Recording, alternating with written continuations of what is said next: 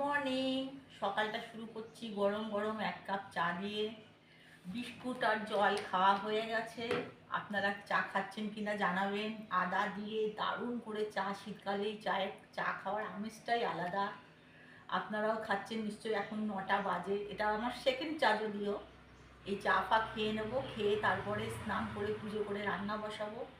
এই চায়ের আমেজটাই আলাদা। শীতকালে এরকম চা খেতে কার না ভাল লাগে, আদা দিয়ে এরকম সুন্দর করে চা খেতে। তোমার সাথে আমি আছি সেটাও বলো। তো আমার সাথে আমার হাজব্যান্ডও আছে উল্টো দিকে, ওকেও দিয়েছি এক কাপ চা। এই দুজনে বসে বসে চা খাওয়ার মজাই আলাদা। যাই বলুন তাই বলুন, এই শীতকালে চা খাওয়ার যে আমেজটা, যারা চা খায়, যাদের চায়ের নেশা আছে তারাই বোঝে।